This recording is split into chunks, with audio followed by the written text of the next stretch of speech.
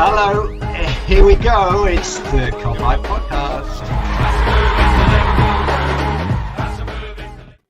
I'll never ever get tired of that fucking song, ever. Never get tired of it. Absolutely love it. Love it. Hello, everybody. Welcome to the Cop-Eye Podcast. It is the pre-match build-up show with myself, Jay Pearson, Mick Moran with his fancy mug, and we are delighted to welcome Neel from Beyond the 90 podcast right back on the show again. We really appreciate it. Seems like every time we play Leicester at the minute, Neel's on the show. We absolutely love it. Wouldn't have it any other way. Neel, welcome to the show, pal. Yeah, thanks for having me, guys. I really appreciate it. It's going to be a really interesting match tomorrow for multiple reasons we'll probably get into soon. Absolutely, mate. Mick, crack on, son. Yeah, well, we'll just jump straight in. Neil, just jump straight into Leicester and how you guys are currently doing. I've just took a bit. I like Jay knows. I like looking into the stats and all that other shite. So I've been looking at that, and you're currently fourth in the recent form table. You've got out of your last 6 games, 3 wins, 2 draws, 1 losses. And just to put that into context, we're 13th with 2 wins, 3 losses and 1 draw. So that makes us feel a lot better, doesn't it, everyone? But yeah, I also took a look at the league table in terms of home form. You're 9th in the league with 16 points. Do you think having no fans has affected you as much as it has us? Obviously, over the recent results for us has proved that.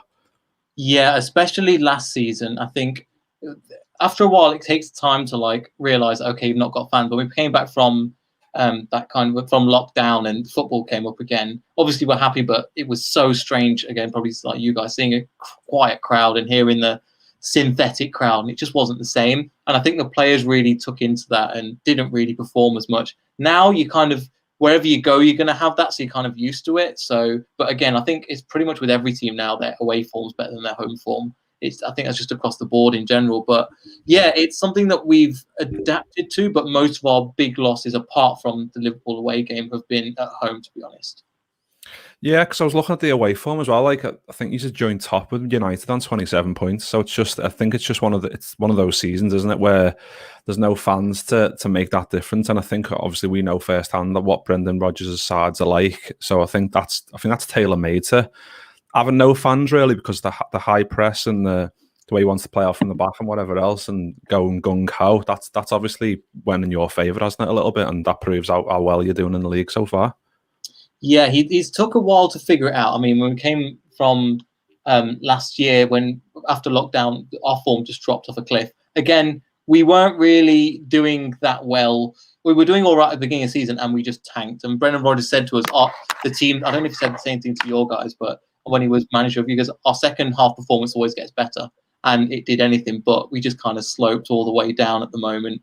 So, but this season we weren't confident coming into it because we were going to have Europa League, the slump that we went on last year, but it's been anything but. A lot of players have stepped up to the plate, like we'll probably get onto in a bit, like Harvey Barnes, James Maddison. Yuri Tillemans has really come into his own, has been a proper captain in the middle as well. So yeah, we've really stepped it up this season, and it's great to watch. But I'm quite glad at the same time that we haven't got the pressure compared to last season, because I remember coming into the game on Boxing Day and we got absolutely spanked by you guys. There was a lot of ambition of, Leicester can potentially go up there and do something for the title, and we just collapsed. This season, I think, again, we've got a young squad, and they kind of got carried away with it last year. This year, they seem to have kind of picked themselves back up and go, right, okay, if we don't win the league or whatever, we're going to try and do the best we can. And Brendan Rodgers has figured out his tactics a lot more as well.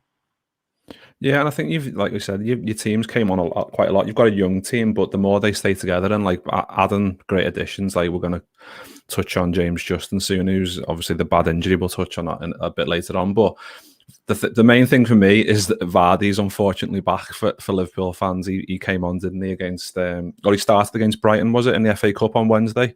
Yes. Yeah, yes. So it looks like he's going to slot back in, and it always gets said he typically does well against us. I think he's got 7 in his last 12 games against us, but he hasn't scored in his last 4, so I've just jinxed it there. So he's definitely going to bag tomorrow now.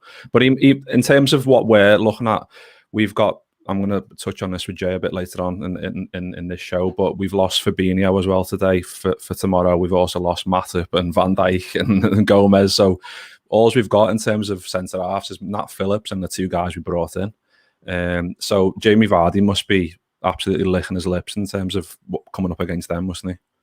Yeah, normally we would say, oh, Jamie Vardy's the main threat to look out for. I think he's, as you were saying, he's not scored in his last 4. However, since he's last scored, I think Leicester have scored over 20 goals from the midfield, mostly from the midfield positions, and it's something that we wanted for a while. Leicester used to be quite a one-dimensional team in terms of counter-attack. Take Jamie Vardy out the team, you'll be all right. Now, I think James Maddison is on coming up to like 5-6 goals. Harvey Barnes is on. I was looking at stat for. I know Doug just put a comment. Is a shout out to Doug. Has got as many goals as Mane this season. And in terms of, I know Mane's not been doing as well, but to say that is pretty impressive this kind of season, considering he's only 23, 24. So the goals have been coming from all around the different pitches. Yuri Tilleman's been chipping in with assists and goals from time to time as well. So from when Jamie Vardy last scored, I agree that he's a massive player and he's a huge player to the way we play. However, because he's getting on for 34 now, he does a lot more work off the ball. His positional play is better, and he's bringing other young players into the game to have a shot. So, yeah, Jamie Vardy, hopefully we can get off the mark this time, because it's a lot, to be honest, how he's managed to carry us through certain games. But of recent, he's not had to do that, and also he is just coming back from an injury. I think it was a hernia injury, but it's still. I think he'll be raring to go against Liverpool, and I think, as against a top 6 side, he's probably one of the best strikers. Yeah, definitely. And I think there's been a bit of analysis on him before he got the injury, in terms of his movements. Like he used to just run everywhere, didn't he? Like just an absolute energizer bunny, just legging it all over the pitch. But he's kind of condensed that to try and be in and around the 6-yard box to get goals. And I think that's why he's doing so well, obviously, before he got his injury. But like you said as well, like Harvey Barnes, I think he's got 7 goals, hasn't he? 3 assists so far this season. So when I look around the league, and I always look to see what players would it take in terms of like a backup winger from the Premier League, Harvey Barnes is always one of them. He's doing really well, isn't he, so far this season? Yeah, I've actually seen again, I don't know how trustworthy it is, but there was a couple of links in the summer potentially. I don't know if you were going to get him, but probably with Liverpool, everybody's linked to you guys at one stage or another, you know. So, he's doing really, really well this season. We had to buy our time. We were actually on another Wolves podcast. We'll talk about Fabio Silva, and I was saying, look, with the Leicester team that we've got, they're all quite young. You've just got to give them the time and the opportunity, and they will get good at playing, because they are good players and they will come good eventually. However, when it comes to the football, and especially with Harvey Barnes, his directness was great, but his finishing was woeful. This season, he's sorted it out with Jamie Vardy as well. But he's managed to sort that out, and it's been brilliant. And we can't really rate him high enough as well. And especially since, as you know, from like Alexander Arnold and like Curtis James that's coming in. Curtis James, I can't remember his name now. What's his name? James Curtis. Curtis for Liverpool. Curtis Jones. Curtis Jones, that's it. So I got a little one there. Like you want to see somebody from your home club do well, and he's the player for us that has been absolutely brilliant. So yeah, we can't rate him high enough. Yeah, and I don't want to get onto this too much, but obviously you touched on it before about James Justin, who's done his ACL today. Unfortunately, that's got to be a huge blow, hasn't it? Obviously, we were talking before we started recording about fantasy league points, but that's a bit of a sub issue in terms of the actual issue at hand, and that's a big blow for Leicester, isn't it? Yeah, it's just, not to bring back too many memories, but it's a similar thing to Liverpool with Van Dijk. Obviously, he's not a leader, but he's a very, very versatile player, and he was looking at potentially getting into the England squad. I mean, Gareth Southgate has been at quite a few Leicester games of recent, since about December, January time, and he was probably one of the players he was looking at in terms of how he can play. He can play on either wing. He can play a wing back position. He can play of a back 3 either side as well. So he's a really, really useful player to play in that instance. So yeah, we're all gutted for him. We all hope that we take a nice recovery. He gets a nice recovery, because he's massive to Leicester, and we've got the likes of Ricardo coming in as well. We'll probably touch on a couple of other injuries, but he's just coming back from an ACL injury, I think, as well. So he's been out for 9 months. So he's just building his way back into the team. We've seen spurts of the old Ricardo before the injury. So, but in terms of James Justin, yeah, all Leicester fans are completely gutted at the moment, but we just hope something good will come eventually. Yeah, and Doug's just said there, James Justin has been terrific for Leicester season. Horrible blow, and hope he has a speedy recovery. Yeah, it is a shame to see such a talented youngster, especially English, have an injury like that. But having said that, Neil, last question in terms of Leicester. Then, how do you think you're going to line up tomorrow with those injury worries in there? So Brendan Rodgers have recently playing like a 4-2-3-1. We have switched to 3 at the back, but however, I think what we'll do is we'll switch to like a 4-2-3-1. We'll have Soyuncu at the back again. I think we'll talk on his Kabak under who we've got, and Soyuncu from Turkey, so they might know each other, which could be an interesting lineup, and see the tactics around that. Johnny Evans and Soyuncu will be the main centre back partners. I'm not sure if you'll play either the aging Christian Fuchs, who we played against last time when he got absolutely tranced, or they're going to play Luke Thomas, who's got the opposite issue. He's just coming into the squad. He's 19 years old. I don't know about that. They'll probably put Fuchs in. On the right, you'll see Ricardo. And then your two your number 8 and your CDM, you'll see Wilfred Ndidi. And if not, Wilfred Ndidi and Yuri Tillemans. In front of them, you'll see Mark Albrighton, who is essentially our James Milner, who just keeps going and he gets into the team all the time.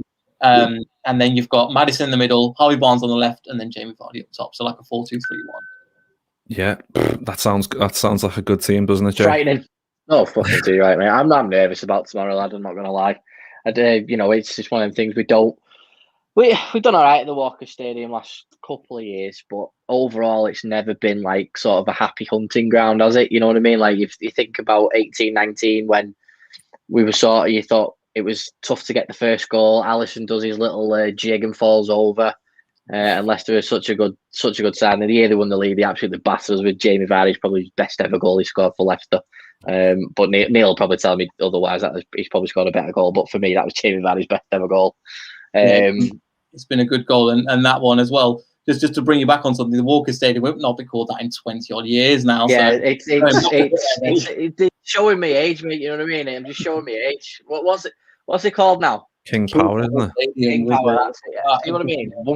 There we go, King. I knew that. That's so disrespectful, mate. I do apologise. And do you know what it was? Do you know what it is? No, the reason why, right, is because the trivia question that I've got for this game, right, was when you were sponsored by Walkers. So that's what's in my head, right? That's what's throwing me. So I might as well just throw it out now, Mick. So the trivia question was, and I'll put it to both of you anyway, right?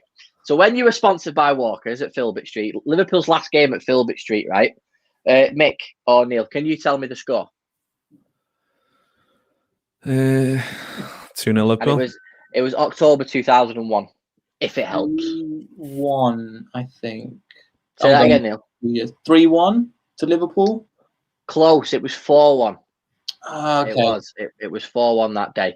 Mick, why was that game so significant? But if you don't remember the score, you're probably not going to remember this now. No idea. Okay, so when we go back to October 2001 when we beat Leicester 4-1, Sami Hyypiä was a goal scorer, but the other 3 were scored by Robbie Fowler. And they were Robbie Fowler's last ever goals for Liverpool in his first stint, because that was his last game for Liverpool because he moved to Leeds a week later. So it was absolutely heartbreaking.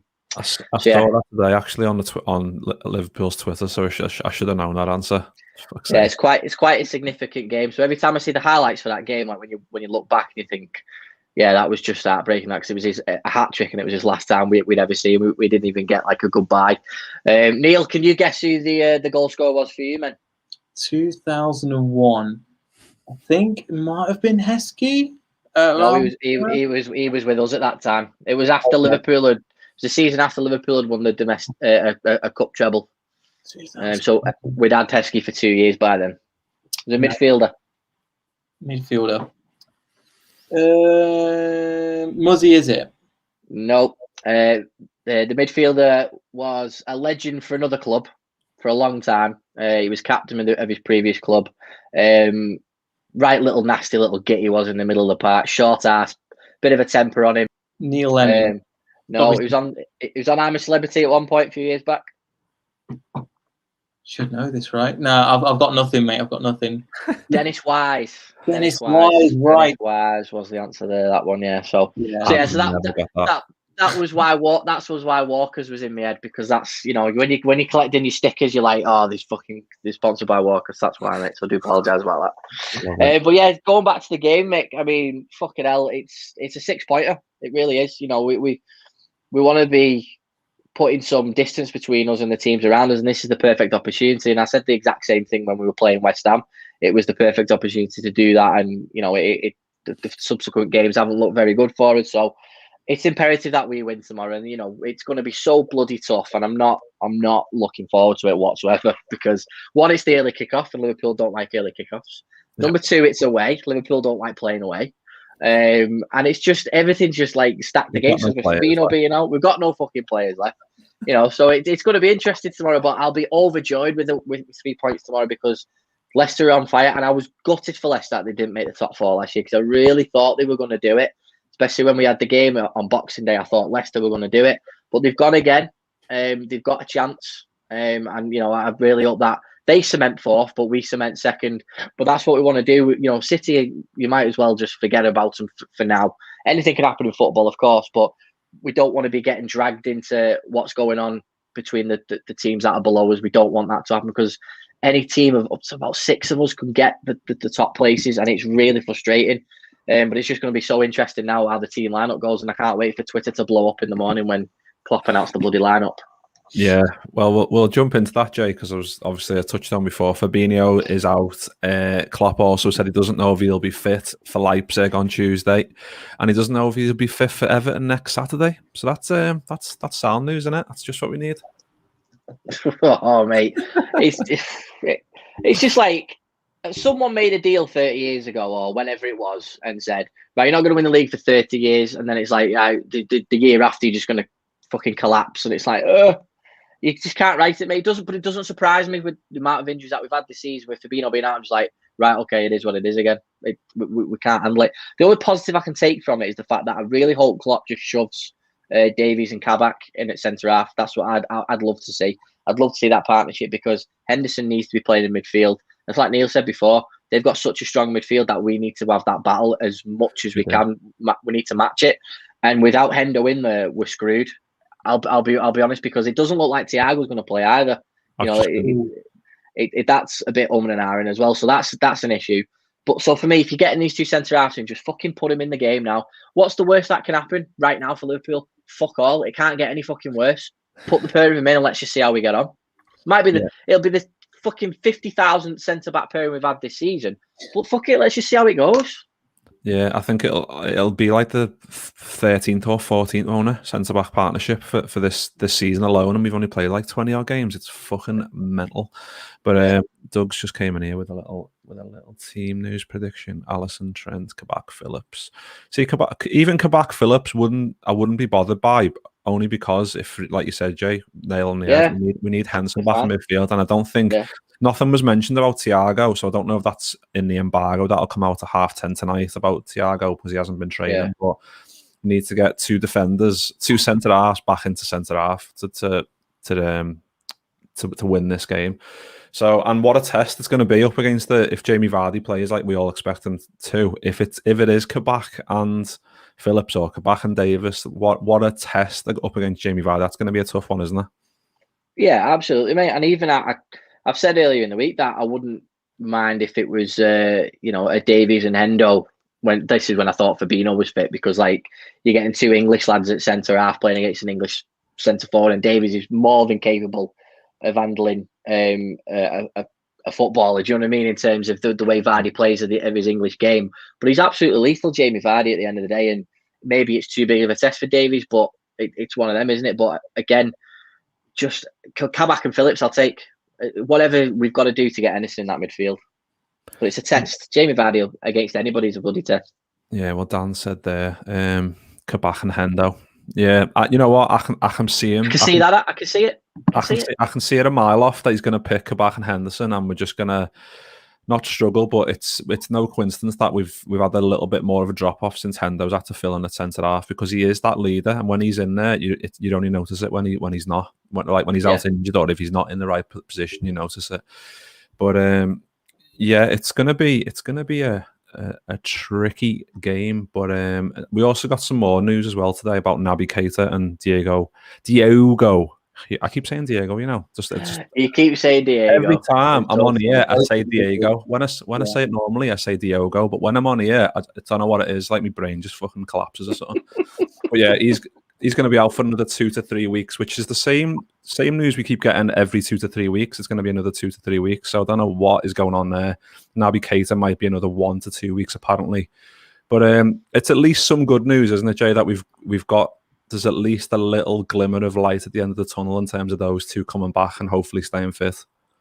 Yeah, exactly. Because Keita offers another dimension to our midfield, and there's part of it that's been missing. But again, the poor lad can't stay fit. So again, it's not something you can rely on. It's like Matip coming back. Yeah, Matip's come back, but then he does 45 minutes, and we don't see him for the rest of the season. And so Keita's a great option. He always is. But I'm just, I don't get my hopes up over it, because I just know he'll come in and then he'll be out again pretty soon, because that's the way it has been for him. And hopefully I'm wrong. Hopefully that changes, because you don't like seeing players injured. Of course you don't, and you want all your best players fit. Diogo Jota, I think, has been a massive miss for us. I didn't think it would be as big of a loss, because I didn't think it'd be this long. But yeah, it's been horrendous, and he definitely gave the front three a kick up the arse when he was playing. So. He's such a predator. He reminds me of Robbie Fowler. He really does. He just knows where the goal is, and it's just an incredible. He's great to watch. And again, another 1 to 2 weeks, mate. It just breaks my heart, because we could do with him midweek. If he was fit now, he could miss this game and he could play midweek against Leipzig, where he's been lethal in the Champions League. So another 1 to 2 weeks. God knows what's going to happen in the next 1 to 2 weeks. We could get beat tonight. Beat tomorrow. Get beat Wednesday night and get a fucking beat in the derby. Do you know what I mean? It's just like, well, I'd be like. If Jota might just go, my legs hurt a little bit more now. I can't be asked for this shit. And then Kabak and Davis both get injured in a fucking freak accident. Fucking hell. Oh, God. Clash of heads going up for the same ball because there's a language barrier. Fucking shit now, Carter. Yeah, fucking hell. Anyway, before we go into score predictions, let's just get some of these comments, because these have been flying in here. Mountain Bliss. Supposed to do my assignments due, but wouldn't mind taking a little intake from this podcast, especially how Liverpool are performing. Oh, I don't know about that. We're trying to be positive, mate. We're trying to lift the spirits of every Liverpool fan at the minute, but it's hard. It's really hard. Yeah, I feel like I'm saying the same shit every week, to be honest, going, can we just win a game, or injuries? I'm crying every week. Another one here from Dev. He was absolutely loving it, coming on at it must be 3 a.m. there, Dev. Expecting a great response after the recent slump. We need to start playing the football we used to be. Another upset. Can't we just play both Kabak and Davies there and get JH14 in midfield? Love that. JH14, love that, Dev. Well in. I love that. Barbados or something. JH14 848. Yeah. Absolutely. The one positive about this, though, is what I'm loving right now, is that we're both former Premier League champions. It's fucking brilliant. Things like that in the world are happening. At least we can fucking boast that, car, because if Liverpool don't win the league this year, at least we fucking won one. The same for you, Neel, as well. To be fair, actually, just to stay on positive stuff like that, and I won't mind talking to you about this. We didn't do this the last time you were with us. Mick, I don't want to take it on a tangent. We will get back to the game in a minute. Huh? But Neel, obviously, you've been a Leicester fan for how many years? All your life? Pretty much. Since I was about my family haven't really been into football that much, but I've had to find out through friends and stuff like that. So I grew up supporting the city, but pretty much since about 8 years old. So cool. So yes, like you said, you've got that pedigree behind you. You haven't jumped on the bandwagon or anything like that, which is great. So I want to know your thoughts. So Nigel Pearson, because he scraped relegation, didn't he? Did he save you, or did Ranieri save you? No, it was Pearson that saved us. It was Pearson that did it, yeah. So he's got a great second name, by the way, Mick, hasn't he? Nigel Pearson. He's got a great second name. Just going to throw that out there. So then Ranieri comes in, and obviously it's the whole Tinkerman thing. Gary Lineker raises his eyebrows about it, but for that name to take over the role, Leicester was fantastic. And just your thoughts on that journey of what happened that season, because for me, I just think it goes down as the most incredible football story in my generation. Yeah, so coming on to coming into the season, as you're saying, Pearson might have a great name, but his son got done in like a tie sex scandal. So it was he showed literally this is typical Leicester. We had a great season, and then so he goes, you choose your club or you choose your son, and his son was gotten rid of, and he chose his son, and I was like, his name wasn't Jay, was it? Fuck you. Yeah. So then in the summer, and we'd lost Cambiasso, who we'd had on loan, and we were hoping that he was going to come in and solidify the team. And like, he ended up going to Olympiacos for some reason, but we're like, all right, we had him, we lost Pearson, we just stayed up the year before, with Ranieri, we looked at him and goes, okay, what's his recent record? He goes, we managed Chelsea about 15 odd years ago, right? And then we looked at it and went, we've managed the Faroe Islands, and they couldn't beat it was fired after 30 days. We're thinking, here we go, this is not going right. But it was unbelievable. We had the first game against Sunderland and we beat them 4-2. We thought, here we go, we could do something here. But as in like, this looks all right. We could stay up again. 40 points was all we were just looking at, just surviving relegation, and then it just took off, and it was insane just watching some of the football and thinking, hang on, is this my club? Like, literally, you're watching it and going, again, I was a lot of my time I watched Leicester in like Championship, and if we were finished 13th, that would be a good season for us. We weren't dragged into a relegation battle in the Championship. And it's all because of the King Power owners. They came in, they spent the money, they invested in the team, they've invested in the young, as you're seeing now, some of the young up-and-coming talent, first coming from A, Leicester, and B, from the rest of the world as well. So they've put this in place over a period of 10 years. And considering like 2009, 2008, we're in League One, to where we are now, to a certain extent, I think Leicester fans, we're an all right bunch, but obviously we see the insides of it. And there's a new generation, probably as you've seen, that have grown up with entirely different expectations, which have expected Premier League football year in, year out. And there was times where you could go down to the King Power Stadium and get a whole row to yourself, because nobody would want to go in the winter, watch us lose 2-1. What's the point? And the majority of the time when I went down there, I'd see them lose. So seeing it win in the season was just, again, it's just kind of, I'm glad it happened, but it's almost a dream, even speaking about it now. Yeah, no, I get that, mate. And especially, I've forgotten was it the year before the year before that when the Watford game, when the penalty was missed in the last minute, and then Deeney went up the other end, and you're out the playoffs, and it's like, when you look at that and you think, fuck it, in 2 or 3 years we'll be Premier League champions. You're like, what? How does that even compute? It's just absolutely incredible. I think everybody was just willing you when it got to Christmas and you're top on Christmas Day. Everybody in the Premier League, bar Spurs, were going, come on, Leicester, just fucking do it. It was just, I mean, Mick, at that time we were just absolutely dog shit. We were out of everything and we weren't, doing anything, were we? But it was we were on our way to a UEFA Cup final. There you go. I'm speaking in old terms again. Do apologise. Europa League final, on our way to that. But we had one eye on the Premier League, don't you? Just thinking, fucking go on, Leicester, get it done. Yeah, of course. Like, always willing for an underdog to do well, and the fact that they did it, like you said, you put it into context what they've had before, and then they did that in such a manner with the players they had, like Kante, who was just an absolute man possessed, wasn't he, that year? He was just like ridiculously good, and Vardy and Mahrez, and just such good players. Yeah, everyone just played. The whole squad was just a proper team together, and you could see that obviously with the celebrations and stuff. And then obviously there was the draw at Old Trafford, and it was like that could have been the day. And it was just every part of that from December onwards was just nail biting, and just every week. And like you said, I would have preferred for Liverpool to win the league on their own terms, when on the pitch. Do you know what I mean? Where they did the final whistle goes and everyone's hugging. But having said that, watching another team's game and the fact that result can win you the league, somehow it was even better, because seeing the players after it, all at Formby Hall, fucking celebrating, hugging each other and everything, it was fantastic. And obviously everyone was in Jamie Vardy's house doing the exact same thing. So everything works out well in the end. And yeah, like you said, Neel, it'll go down as just like, and again, it's a testament to the owners, like you said. They have a project, don't they, over 10-year span, and it's the same with FSG. It's took them 10 years to get the club where they want them to be, but it was worth the investment every year, and they'll never be forgotten for that. And obviously, there's the tragedy that happened on the 27th of October is just absolutely heartbreaking. I never forget because we were playing Cardiff and it's my birthday that day, and we come out of Anfield and then obviously it's the late kickoff and all that sort of stuff, and then the game finished. And it was like, have you heard what's happened? We're like, what? It's just heartbreaking. But the great thing is that the memory will live on forever.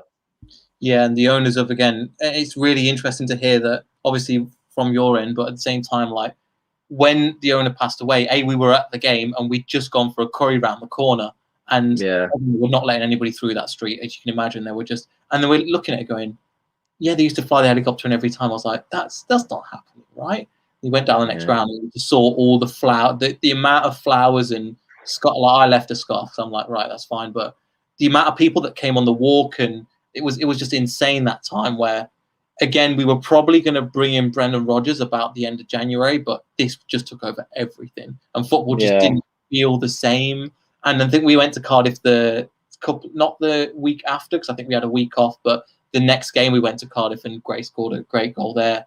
But it really rallied the entire community around that. But again, the owners have just been insane in that time. And you look at the likes of the squad that won the Premier League and the squad that is now, there's pretty much Vardy and Schmeichel remaining. There's nobody else in that team that's really remaining from that. And it's a testament to the owners. Are like, right, this team is great. They won. They'll be legends, whatever. We need to turn this around. We need to bring in a new talent. We need to focus on trying to not just go, oh, we'll hang on to the legend status. No, we've got to, even Ranieri, as heartbreaking as it was to get rid of him, and I understand hindsight why I had to, because it wasn't working. The players weren't playing for him.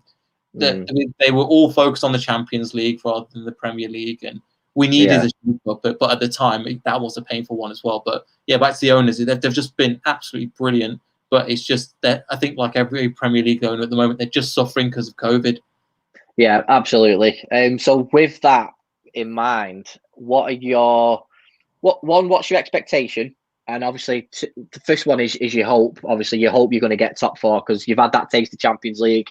You know, the King Power doesn't have put on a nice Champions League evening like that we've saw in the past. You know, you've done really well in your first campaign for it. I'd love to see you get fourth. Not at our expense, obviously. But is a Europa League? Would you be happy with that? So we're in Europa League at the moment, and the hope is, so basically every year we sell on a player. So we Harry Maguire, Ben Chilwell, Danny Drinkwater, N'Golo Kante, Riyad Mahrez, and this is the first year that, and pretty much all of us have accepted that this player was going to go to a certain extent. Like Ben Chilwell's good, Harry Maguire's good, but we could afford to lose him for the price that we did, and we brought in a decent replacement in Söyüncü and Castagna as well. So this season, I'd love us to get Champions League just so we can keep this team together. We're playing some great football at the moment, and there isn't a player that I'm like, I want to lose, and realistically as well. So we just, as you were saying, we nearly had it last year in terms of like top. We'll still take fifth. In hindsight, it was probably better for us to get Europa League, because if we were going to that fourth pot, we would have got trounced. With the limited team we've got, with little experience, it just wouldn't have happened, to be honest. And we would have got trounced and knocked out of the the Champions League quite quickly. So I'm hoping this year, it's all, as you guys know, it's about consistency and about making that little improvement every year. And that's all we're trying to do. So if we can make top four, brilliant. If not, with the injuries that everybody sustained and the crazy year it's been and the quick turnaround, I'll still take Europa League next year. It's not the be-all and end-all, as we were just speaking about earlier. Like the fact that we're even talking about Leicester in these positions, because the owner said this when they bought us over in 2010. Yeah, we'll push them into Europe. And we went, yeah, here we go. Like, we won't even be in the Premier League. Let's just, they promised something, whatever. So the money we've went on in this time has been insane. So to even just be up there in amongst the Europa League spots is just brilliant, to be honest. So again, I'd prefer, obviously we'd all prefer Champions League, but in the position we're in, I'd take European football, because there's a difference between going to, I think the last few games we had, last time we had Bruges, Porto and Copenhagen. Now we've got AEK Athens, Zoila Hansk, who are a team from Ukraine, and they couldn't even, exactly. I was like, the only thing they're good at is like putting the name down for Scrabble, because it's just all and then we had, what was the last one? I can't remember now. Do you know what there was? We had, I can't even remember the other team now. That says it all, though, mate, doesn't it? That says it all. Again, it's just nobody. But going from that to come down, it is what it is. But we're just enjoying the process as it is. But we're just enjoying them game in, game out at the moment, and it's just really great to see. We've still got problems. We've still got injury situations, but overall, Leicester, we're in such a good place, to be honest. Yeah, absolutely. Go on, Mick, you carry on with your score predictions, mate. Yeah, well, go on, Jay. Score predictions, and then we'll wrap up because we could talk all day. All I could. I love Leicester. I could talk about them all day. I'm gonna go for 2-1, and it's gonna be scrappy. 2-1 to Liverpool, just because it. Well, I could see it. Ugh. I'm mirroring that. I'm going for 2-1 as well. What thoughts, Neil? I was going to go for a 1-1. I think our record's not been great recently. At home, as you were saying, we're not as good. It's going to be a good game. Leicester Liverpool tends to be a very good game. Yeah. And I'm thinking, hopefully, that if we can get a draw, that'll be good for both of us. And there's no guaranteeing that the people below us will be able to lose. I came on here and predicted we would win 4-3 last time. I got my ass handed to me for that one. So, again, we were we've learned not to go into any game going, we're going to win this because Liverpool were in such a slump last time and with the injury situation that you guys had. But I think a 1-1 draw would sort us nicely. I'd like us to win 2-1, but I can't see it happening. So I'd say a 1-1 would probably be a good result for both teams, and as a result I could see us going to. Same here. I think a 1-1 would be better for Leicester than it would for us. I think we don't need to win, but if we win, we go above his on goal difference, and that kind of gives us a bit of a cushion, especially with Leipzig coming up and then Everton next week. But yeah, Dan's flying in there with a Kabak goal on his debut.